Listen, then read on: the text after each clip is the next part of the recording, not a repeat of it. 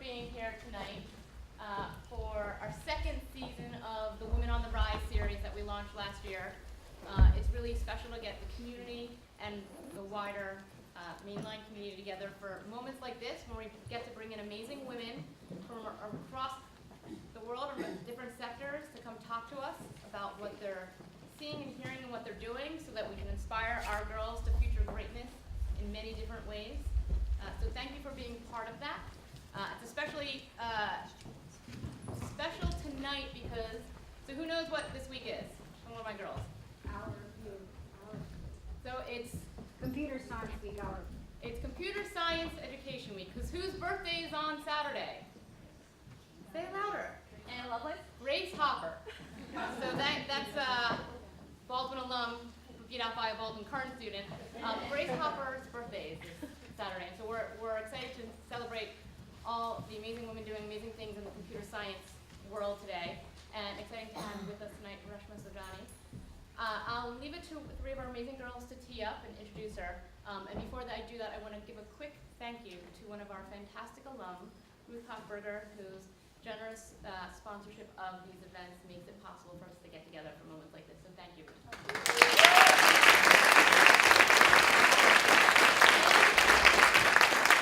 And with that, we know the girls run the show around here, so I'm going to introduce you to our three Baldwin students who helped set this up tonight and are going to introduce Reshma and help run our Q&A at the end. Sarah Syed, Neelam Pandya, and Pranshu Suri, thank you so much for doing this. I'll leave it to you guys to kick it off.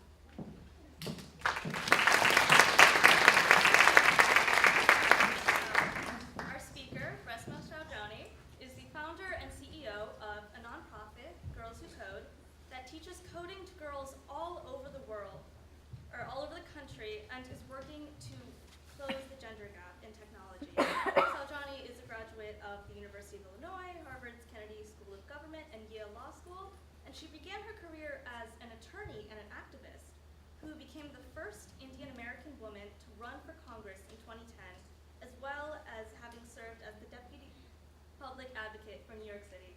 Saujani is also the author of Women Who Don't Wait in Line and the New York Times bestseller, Girls Who Code, Learn to Code and Change the World, which you can also buy right outside. So, please welcome Reshma Saujani.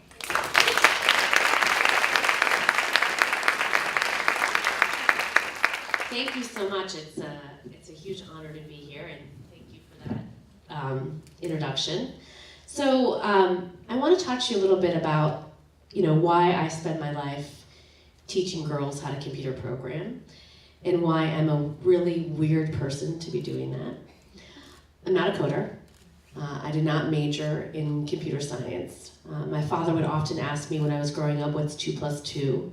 And I would say 5, and so he gave up on me quite quickly. But first and foremost, I'm the daughter of refugees. My parents came to this country in 1973 from Uganda. My father was literally watching television one day when the dictator Idi Amin came on and said that all of the Ugandan Asians in the country had 90 days to leave, or they'd be shot on the spot. And my parents were lucky for one reason and one reason alone. They were both trained engineers. And in the 1970s, this country was desperately seeking engineers. So my parents became 2 of 1,000 refugees who got status to come to this country. And every night, no matter how tired my father was, he would sit me on his lap and he'd read to me about Dr. King and Mahatma Gandhi and Eleanor Roosevelt. And so I knew at a very young age that I wanted to give back to this nation that had literally saved my parents' life. And I thought that the way that I would do that was through public service. So I went to law school. I graduated $300,000 in student loan debt. I did what every good Midwest girl thinks she should do. I moved to New York City, right? Got a job working at one of those fancy law firms. Thought I would, make a lot of money and pay off those student loans in like 2 years and like take off those golden handcuffs. Well, 2 years turned into 10, And I woke up at age 33, working in finance, so the opposite of public service. And I hated my job. Every night I would come home to a very large glass of red wine and just sit there in the fetal position. And it was 2008, and I was watching my mentor, Hillary Clinton, give her first concession speech. And she had this line where she said, just because I failed doesn't mean you shouldn't try to. And I literally felt like she was speaking to me. So at age 33, I quit, and I decided to run for United States Congress in New York City in a Democratic primary against an 18-year incumbent because I thought that was a great idea. I had a 1,000-page policy book, a 1% chance of winning, and the only thing my friends and I knew how to do was build a website. We built one. And we raised $50,000 from Indian aunties that were just so happy the Indian girl was running. It was the best 10 months of my life. I lost miserably. I got 19% of the vote. I raised $1.4 million on 1,200 votes. I was broke. I was humiliated. I pissed off everybody in the Democratic establishment, and I had no contingency plan. But what was interesting is, as I went to bed that night, I kept seeing these faces of girls. Because, when you run for office, you go to a lot of schools like this at Baldwin. And I'd go into computer science classes and robotics labs, and I just see a ton of boys. And I was like, where are the girls? And you see, it didn't make sense, right? At a time where women are the majority in college, majority in the labor force, where are we in technology, which is this industry that is literally shaping our collective future? And as I also thought about it, I kept thinking about my father's voice in my head. Because you see, when I was growing up, my dad would always say to me, you have 3 choices. You can be a doctor, a lawyer, or an engineer. Because my father wanted me to get a job where I could make a great wage, buy a house, have a dog, right? We don't have that conversation with our young people today. There are 500,000 open jobs in technology. Last year we graduated 40,000 computer science graduates. You compare that to China, where there's 350,000 engineers that got a degree last year alone. 71% of jobs, we talk about STEM all the time, right? 71% of those STEM jobs are in technology and engineering. You talk to any business executive in the country, they'll tell you my number one problem is I can't find enough engineers. And the solution to this, to me, is women, right? Women today make up less than 18% of all technology jobs. So of that 40,000 computer science graduates, 7,000 were women. And the crazy thing is that it wasn't always this way. And technology is the only industry where you've had a decline like this. If we were to go back, the original, the world's very first programmer was a woman, Ada Lovelace. Grace Hopper, birthday on Saturday. All of you watched Hidden Figures, Katherine Johnson. Why is she a historical figure? Women were the center of computer science, basically until the 1980s. And even in the 1980s, if you walked into any gaming camp in the country, it would have been half boys, half girls. But in the 1980s, the personal computer came out, and it was very much targeted as a toy for boys. So you read Steve Jobs' biography, and he talks about how he got a computer and he took it apart, and boom, he thought about Facebook. You see original ads of the Macintosh, and you see this lovely family and this little boy smiling at this wonderful computer. And the thing is that year after year after year, we basically would send messages to our girls that this is not for you, and we've opted out. So at a time where automation is changing everything about the way we live and work, at a time where women are 45% of America's breadwinners, we are less than 18% of all technologists in the country. Massive economic problem that we have. So why? What happened? Why have you had this enormous decline of women over the past 40 years? Well, the first thing I touched on is culture. For the girls in this room, when you think about a computer scientist, what does that person look like? You shout it out. What do they look like? Anybody? Geeky. Geeky. What else? Man. A man. What else? White. Right. What else? Asian, maybe? Right? Like, so I'm on like 2 trains and 2 buses a week, and no matter where I go, this is how we describe a computer scientist. He's white, he's wearing a hoodie, he's sitting in a basement somewhere, he hasn't showered, and he's drinking a Red Bull, right? Staring at a screen. And little girls see this image, and not only do they not want to be him, they don't even want to be friends with him, right? And we've seen this image, for those of us, I'm 42, right? We saw him on Revenge of the Nerds, right? Weird Science. Today we see him on Silicon Valley, on HBO. And little girls literally look at this image and don't see themselves in them. And culture matters, right? I'm a lawyer because I saw this movie, The Accused. Does anybody remember that movie with Kelly McGillis, right? I thought she was amazing. So I made my dad take me to the library, and I figured out that I wanted to go to law school. Well, in my law school class, 50% women. What we forget is that in the 1970s, only 10% of doctors and lawyers were women. 10%. Today, over 50%. Why? Because of Kelly McGillis, LA Law, Grey's Anatomy, Ally McBeal. We inundated media and television and magazines with these fabulous doctors and lawyers that were women, and little girls said, me too. I want to be her. The opposite thing has happened with technology. And, toys don't help. We still have a Barbie doll that says, I hate math, let's go shopping instead. I can walk into Forever 21 and buy a t-shirt that says I'm allergic to algebra. When you watch Mean Girls, which I admit I watch on repeat, right? There's that scene in the movie where she gets an A on her math test and she crosses it out to a D just to get the affections of the boy. And I know the moms in this room won't admit to this, but all of us have said, I'm not good at math. I hate numbers. I've even heard moms say, honey, when their daughters come home and say, Mommy, can you help me with my algebra homework? They say, oh, wait till Daddy comes home. He's better at math than I am. We probably walk into a dinner party and be like, ugh, you know what I mean? I have to balance my checkbook. You never walk into a dinner party and just say, I can't read. Or I can't write, right? Never. It's not culturally acceptable.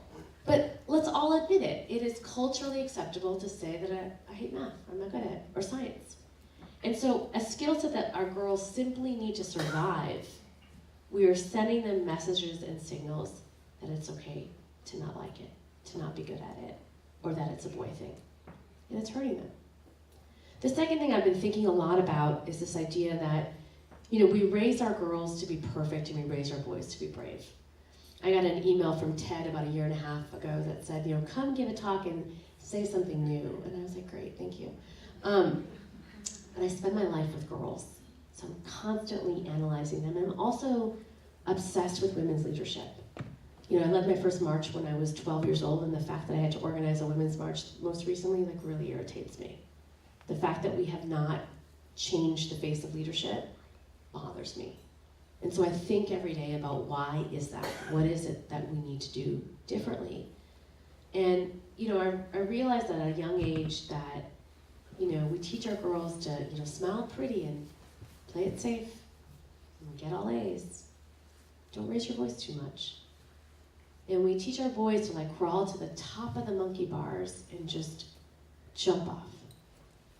I have a 2.5-year-old son, when I found out I had a boy, I cried because it was so off-brand. But anyway, I've gotten over it, and I'm much happier about it. But it's funny, God gives you kind of what you need, and I see the world, through his eyes. And he's got a swim class, and it's half boys, half girls. And when the girls are learning how to swim, the parents are like, it's okay, honey. You don't have to get your face wet. Don't be scared. We're swimming. And with the boys, they're just pushing them in the deep end at 6 months. The dads and the moms. Why? Because we're trying to teach our sons to be risk takers, to be fearless, to be men. And when they grow up, they raise their hand for assignments that they know nothing about. They'll hit on us in a bar and we tell them to piss off. They don't care. They keep doing it over and over and over again. Not so much for us. We don't like rejection. And we see this. I see this in the 16-year-old girl who falls apart when she gets her first college rejection letter. I see it in the 26-year-old in my office who cries the first time she gets critical feedback. I see it in the men who are comfortable raising their hands for assignments that they don't know how to do when the young women tell me, let me think about it, get back to you in the morning. And of course they come back and say no. We haven't raised our girls to be comfortable with risk, to be comfortable with challenge, to be comfortable in doing things that they don't know how to do. And so as they get older, they gravitate towards the things that they're good at. And when they get into middle age, they stay at jobs they hate, stay in relationships that they hate. And they forget what it's like to be joyful. Not just about asking for that raise that you should get, but just living a life that they want to live. And, we don't talk about this enough, but, we have a massive suicide epidemic with our young girls in colleges. We're literally killing them because of perfectionism and because we over-index on doing everything right. You gotta be a size 2, captain of your soccer team, and get straight A's, right? And it doesn't end when you're in high school. You get to college, you gotta do it all over again. Whereas we have presidents who pride themselves on being D students. And we constantly feel like we have to be perfect and the best. And here's why I love about coding. Coding, the whole process is an endless process of trial and error. And the way that I saw this play out in my organization was that, we basically pick girls that have little to no experience with coding. So during that first week, no one knows what they're doing. And every teacher would start to tell me the same story. She'd say, during the first week when girls are learning how to code, a student would call her teacher over. And she'd say to her teacher, I don't know what code to write. And the teacher would look at her screen and she'd see a blank text editor. So if the teacher didn't know any better, she thought that her student just spent the past 20 minutes just staring at the screen. But when the teacher pressed undo a few times, she saw that her student actually wrote code, but then she deleted it. So instead of showing the teacher the progress that she made, she'd rather show her nothing at all. Perfection or bust. It turns out when you teach girls to code, you teach girls to be brave. All of them walk in thinking that they can't do it, that they're not good at it, that they're not smart enough at it, blah, blah, blah, blah, blah, blah. And then they make it happen. And something that they want to build comes to life. And that metaphor of challenge and iteration and iteration and iteration becomes the metaphor of their lives. And they no longer give up on things or feel foolish when they try something for the first time and it doesn't work out. So we have learned at Girls Who Code that coding is a powerful tool in teaching bravery. So flash forward 2012, the failed politician, the non-coder, decided to start an organization to do something about it. I literally went on GoDaddy.com and was like, Girls Who Code, that's a great name. Bought it for $1.99. Borrowed a friend's conference room, handpicked my first 20 girls. Taught 20 girls how to code in 2012 in a conference room in New York City. And this past year we'll reach 53,000 girls in all 50 states. And that number is so powerful because as a country we graduated 40,000 women last year. So don't ever let anyone tell you that this isn't fixable. Girls Who Code alone will teach 13% of the technology workforce, us alone. And if we keep scaling at the level we're scaling at, by 2027, we'll get to 50%. This is a problem that's solvable. But the problem is people don't like to give up power. We're taking power away, and that's hard. And so it is a movement that we're building. And so, to close, I'm a feminist with a capital F, but I don't believe in gender parity for the sake of gender parity. I don't go to work every day just because I'm like, oh, well, women should be in technology. That's not why I do this work. I do this work because I believe that girls are change makers. And I think about the students that I meet every day. One of my first students, Cora, was 5 years old when her daddy got diagnosed with cancer. And she decided that one way that she was going to be a doctor because she wanted to save her father's life. And in our program, she built an algorithm to help detect whether a cancer is benign or malignant. 16 years old. One of my students, Trisha Prabhu, was cyberbullied her whole life. Every day, the thought of going to school was just painful for her. One day she read a story about a 12-year-old girl that climbed to the top of the building and jumped because she was being bullied at school. She just couldn't take it anymore. Trisha took all of that pain and went into her bedroom and started building an app called Rethink. So every time you're about to say something that's not so nice, it asks you, are you sure you want to say this? So smart, so different. 16 years old.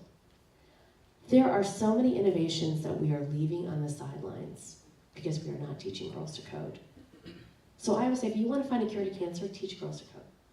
You want to do something about climate change, teach girls to code. You want to solve world hunger, teach girls to code. Girls are change makers. And I'm telling you, like the future, when I meet these, I was just at Harrington High School. I've met these amazing young women at Baldwin. You guys are amazing. Like the future is in really good hands. Like I feel good, right, about what the future of girls looks like. But we need to make sure that we stomp that power structure. Stomp it. Because not so far from now, like the boys get it. I know we're celebrating CSED Week, an hour of code, but they watch Mark Zuckerberg and they dream $1 billion exits. Every boy understands that he needs to learn how to code. But our young women, we're not doing a good job of really getting to them. And we're not doing a good job of disrupting culture.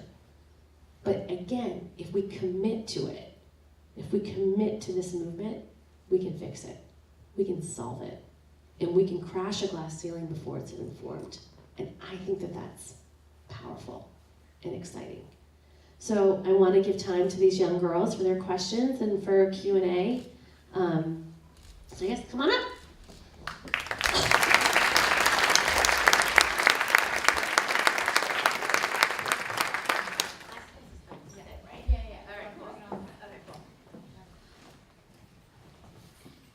So considering that's what we do here at Baldwin, meet those change makers, I think it's a message we all completely believe and live to, and I can tell you that every day I see the girls at Baldwin taking those risks. Yeah. So, right, pleased to have you You're doing a here to good job, reinforce it. Thank you. And with that, I know our girls have a whole set of questions they're excited to ask you. So, I don't know, do you want to start? Yeah, so I know you touched a little bit on this when you were talking, but so you started out in politics and law, and then you started Girls Who Code. So how did you get the idea, and how did you sort of transition from two fields that are so different? So, I mean, I think you probably can relate to this. I've probably had 8 different jobs in my life. And, you know, I think that people think that your career trajectory is like one like this, and I feel like it's like a zigzag. And part of what I think is your goal in life should be finding your passion. Like, I hate holidays because I love my work so much. Like, I'm bound out of bed on a Sunday. And for a long time in my life, I hated my jobs. Hated most of the jobs that I had. And so part of your finding your passion is through process of elimination. And trying the things that you think that you want to do and then realizing you don't want to do them. And never being satisfied until you feel that feeling of really loving what you do. I also spent a lot of my life credentializing myself. You know, got straight A students, was my valedictorian in high school, valedictorian at college, you know what I mean? Went to University of Illinois, finished in 3 years because I was in such a rush. Had to go to Harvard and Yale because nobody in my community had ever gone to an Ivy before. Went to Harvard, went to Yale, worked at all the best law firms and all the best finance companies, just putting another notch, another notch, another notch on my belt. And I realized that all of those accolades didn't actually make me happy. Because I think that's what we think, right? We think if we do all of that stuff of going and picking all the right jobs and all the right schools and all the right this, that we'll be happy. And I was chasing the wrong things. And I think the thing is with Girls Who Code, if you asked me a couple years ago whether I'd be running a nonprofit, I would have thought you were crazy. But the thing that makes me happier, more happy than anything else, is to help girls and women. And so this is the vehicle that I feel like I'm able to make a difference with my passion. So going off of that, what do you think would be the one piece of advice that you could give to the girls in this room based on your experiences and your work? Yeah, so how many of you guys have had a big failure? Raise your hand. Awesome. Which girls have not had a failure yet? You don't have to raise your hand yet. But okay, but that's great. So you're doing something good. Like, I think if you haven't failed yet, you haven't done anything yet. And to me, it's about failure, failure, failure, failure, failure. So I told you I ran for office twice and lost twice. I also applied for my community board, which is like the lowest level of political office. Like, everybody gets on your community board. Not me. I also applied for like my education committee, thinking that that's something I know something about. Yeah, okay. So I opened up that rejection letter, which again was painful because it was like there was nowhere else to go. And I put it on my refrigerator. And every morning when I get my glass of water, I get my son's milk, I look at that rejection letter and that letter that told me that I'm not gonna make a difference.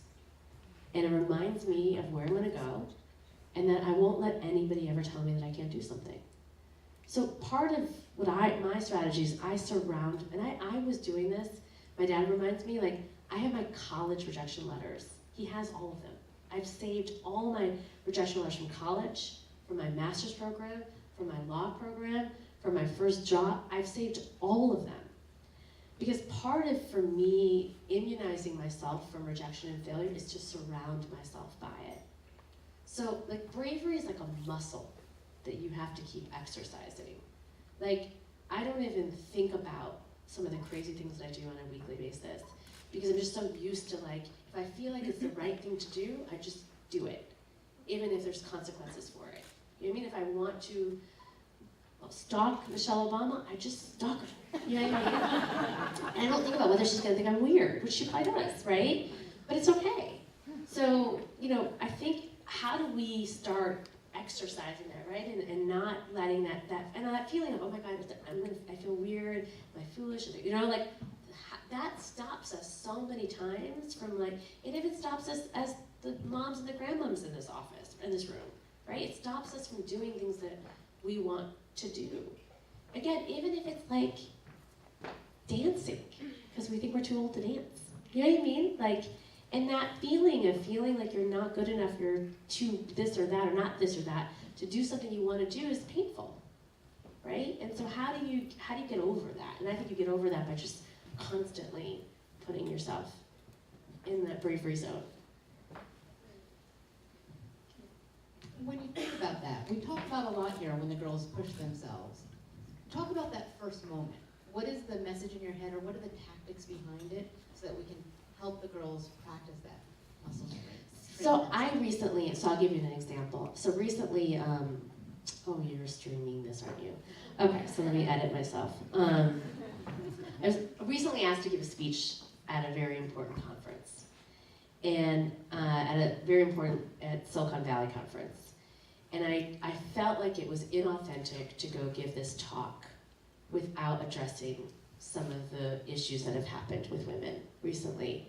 And without really kind of talking to Silicon Valley about, so I find it weird that kind of Silicon Valley is a place for nerds, right? Like, nerdiest of nerds have come together, right, to like build awesome things. So in some ways you would think that that's a community that would be the most open to people who are different, whether that's women or people of color, gay, trans, right? And it's shocked me in recent months or years that they've been exclusive, because it didn't make sense to me with kind of where the origin of this place is. And so I wanted to give a speech about that to, you know, pretty male audience and influential audience. And, you know, I spoke truth to power. And it was received interestingly. So it was hard, right? I could have done my stump speech and made everyone feel really good and like gotten the high fives and the hugs and the, you know, all of that afterwards, and I didn't get that, you know? And so my point to you is that bravery doesn't always feel good. Once you do something that's brave, you don't immediately feel like taking a victory lap, because it's hard sometimes to put yourself out there. It doesn't always feel good. And I think acknowledging that, and that was a reminder to me, right, that oof, like, you know, I think acknowledging that is really important. I think secondly, having people around you who are going to celebrate those. Like, I had my crew of people on my team who were like, you did the right thing, and I'm proud of you. And that took courage. You know, and so I think having people who are there who are going to support you when it doesn't always feel good, you know, is important. So as a follow-up question to that, I know you talked a lot about bravery and that being one of the main qualities that got you to where you are today, but are there any other qualities that you recognize sort of within yourself that you find to be important in pursuing your goals? Yeah, I mean, I'm relentless. So, like, to me, it's like you go big or you go home. And I think that, like, I think it's important to kind of have that spirit where, like, you don't give up. And I think that that's often why, like, really hard things happen to me. And I'm authentic in talking about them, and that doesn't mean that they don't hurt. Like, I think it's important to acknowledge that when things don't work out, or you get rejected, or you fail, like, it hurts. Like, I'm not a superwoman, right? But I don't let it break me. And I think that that's what's really important. And part of that is, so we say in Hinduism, I'm Hindu, like, what's your dharma? Like, what do you put on this earth to do? And I think having a clear sense of purpose, and I've always, and I attribute my parents to that, is like, I have a very clear sense of like feeling blessed. Like, I feel very lucky to do the work that I do. And I feel very lucky to have gotten opportunity, and I'm grateful for that. And, you know, part of that drives this need or this desire to want to give back. So you've learned how to motivate yourself over the years, but how do you motivate those around you, like your employees? Yeah, I guess ask them. You know, I think that I think about that a lot. Like, I work on being a good CEO. Like, I didn't know how, and I've made a lot of mistakes. And I hope I hope I get better at it, like, every day. But, you know, I think that that's hard often, because there may be things that, like, so I have a very tough dad. So when I lost my first race, my dad sent me an email being, here are the 13 things that you did wrong. You know? I had my board meeting last week, and I thought, you know, I'll impress him with all these fancy people and see me at work. And of course, you know, get in the car, I'm like, how'd it go? I was like, you were fine. You know? I was like, thank you. But he's tough. And so I didn't grow up getting a lot of, you know, good job. You know what I mean? I didn't get that. And so I don't need that because I didn't get it. But I recognize that some people do. And so part of it is just being really self-aware on, like, what you need and what other people need. And wanting to, you know, not always live by your own rules. And so I'm I'm very conscious of that in the way that I run my organization. So here at Baldwin, we usually like to talk about, like, what is the best way that you can be a leader in your community? What qualities can you have, and how can you help the others around you through that? So I'm wondering, for you, what was that trajectory like for you, and what was, I guess, just like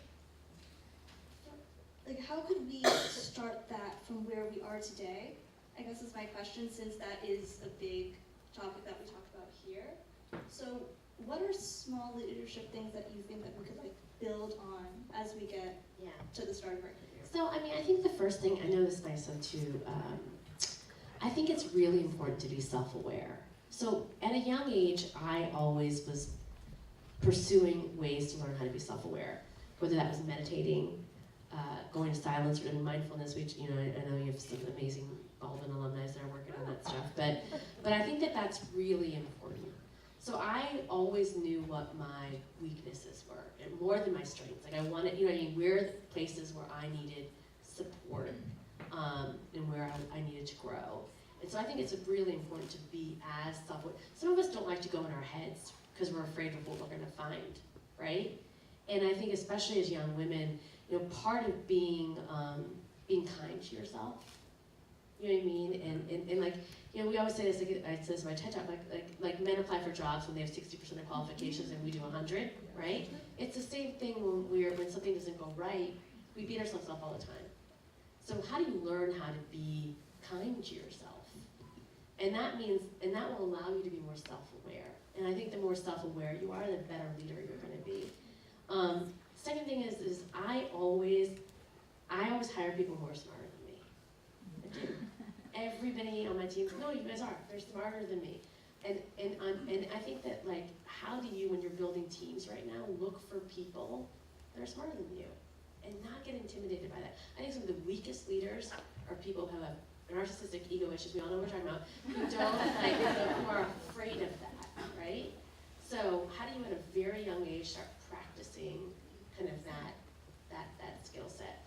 I think the third thing is and I'll put a gender lens on this, and I, you know, I have a wonderful husband, just in case he's watching, and you know, it has been an interesting challenge to have a young child, to be a working woman, and you know, to deal with all of this. And I often watch him in envy because, like, he doesn't know what's in the diaper bag.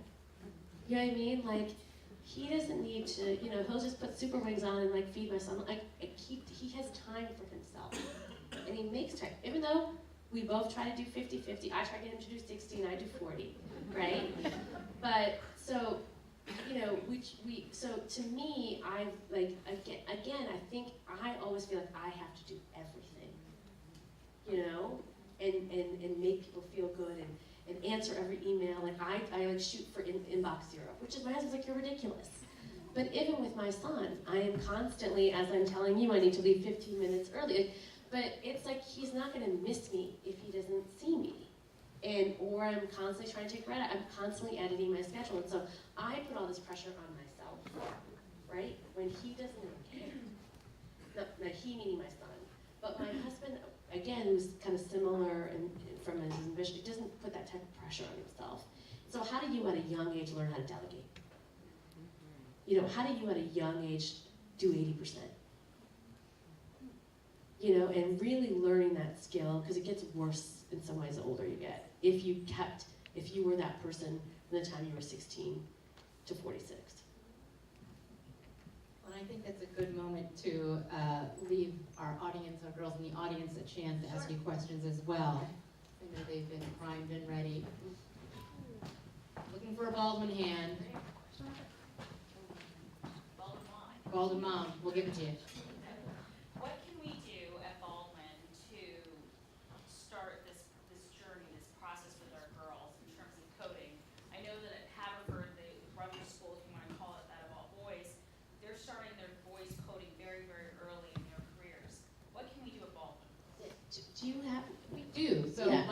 like our brother school, we actually are very proud of the coding program we start from pre-K. And being proud of one of the only schools in the area to have a standalone computer science department, pre-K through 12. Yeah. So we're right there, right behind Yeah, you, great. helping teach Yeah, our I girls. can actually Right, say. I understand that there's a program, but I want to understand what extracurricular work we can do with our girls.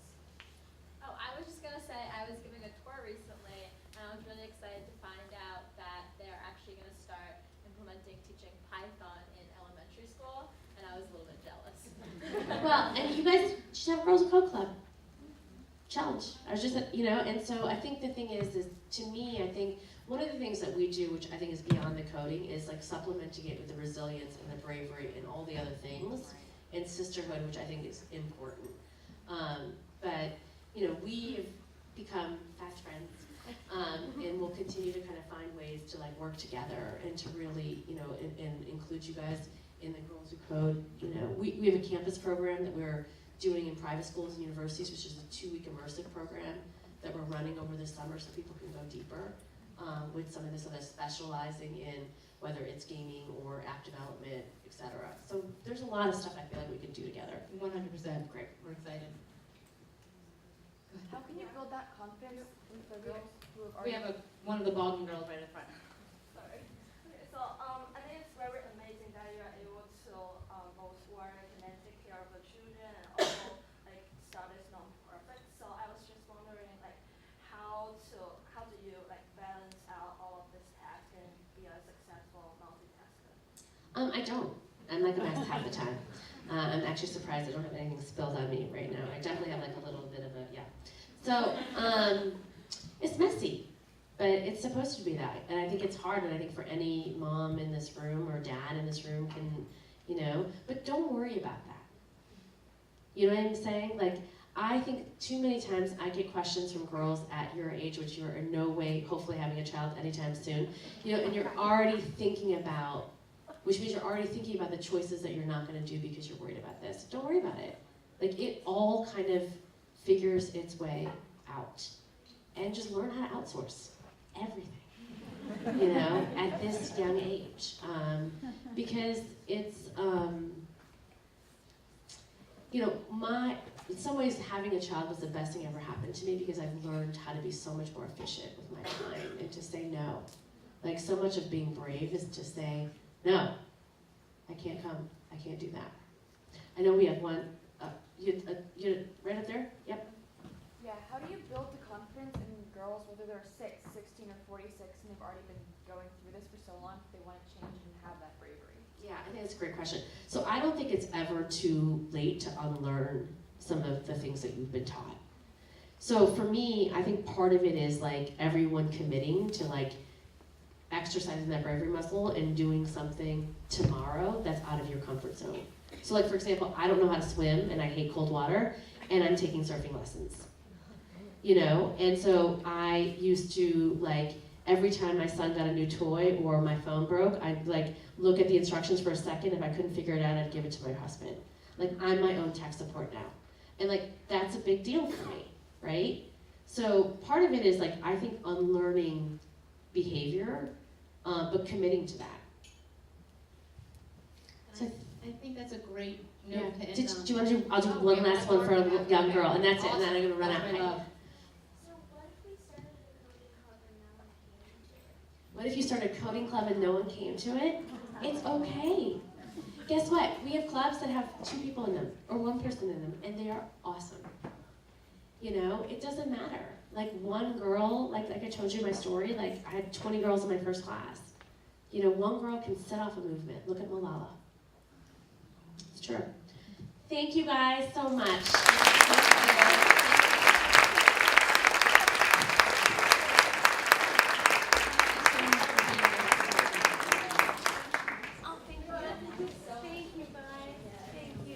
Also, if there are any girls in the audience that are interested in starting a Girls Who Code chapter at their schools, you can go on girlswhocode.org. And yeah, thank you so much. Thank you. Thank you everyone for being here tonight. Look forward to having you.